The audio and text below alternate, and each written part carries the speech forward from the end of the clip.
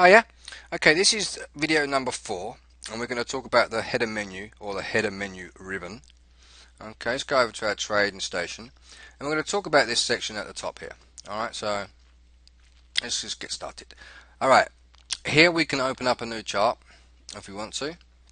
We can open up another one that we saved previously offline, and I believe you can actually use the Excel spreadsheet that you can save, which is here.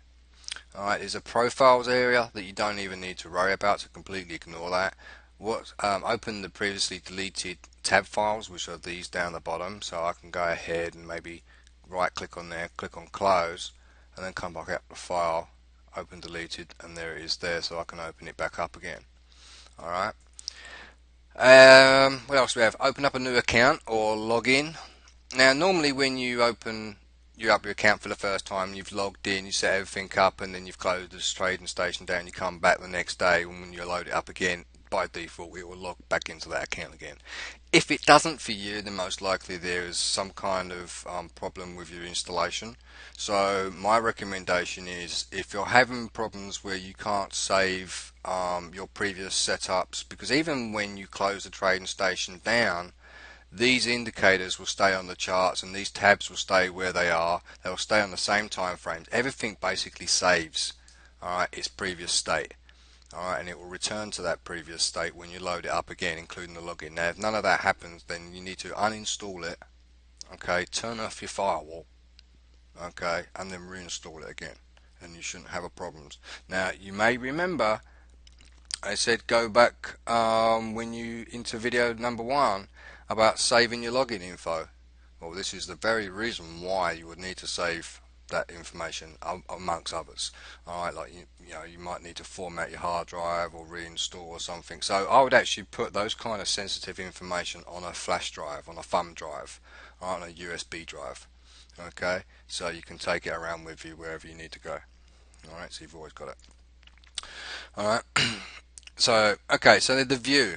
We've got the languages. You can change the languages if you want to. You've got the toolbar section. The toolbar section here, I mean, if I click on that there, you'll see this little section here just being removed. And if it doesn't look like mine, and you go, oh, I wonder where that went, and you get confused and frustrated, wondering where it was, and so go back to the view toolbar section, go back and click on it again, and it will pop back.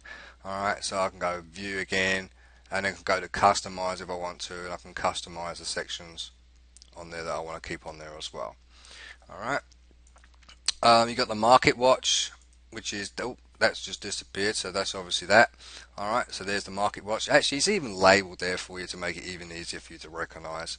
Alright, I was just messing with you. There's the data window there as well. Now the data window can come in handy when you're using certain strategies, and to really pinpoint and focus on some proper price action and targets and stuff like that. I also give you the parameters of any indicators that are on there as well, the volume, what the close was, the high. I'll actually show you some strategies that you can actually use this data window to predict a movement in the currencies, and it's a very interesting one that I think will pay for its course more than 10 times over. Alright, but we'll get that into the later modules. Alright.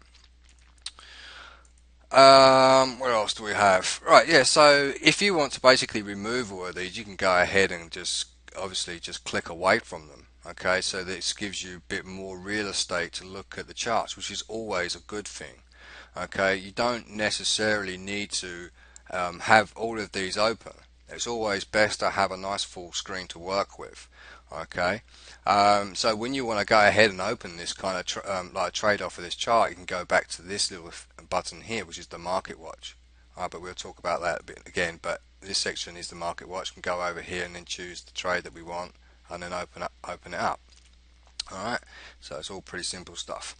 Okay, so we've got the insert section, the indicators. This is another way how you can apply indicators to the chart that you're actually viewing.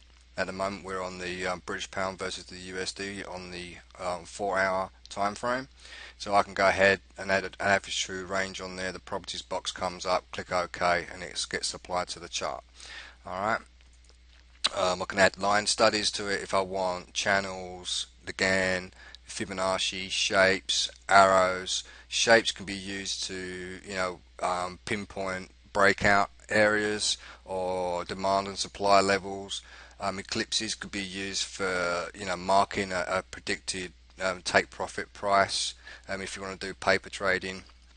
Andrew's pitchfork, cycle lines, and you can add some text and labels and stuff like that onto the chart to remind yourself of certain areas in the market.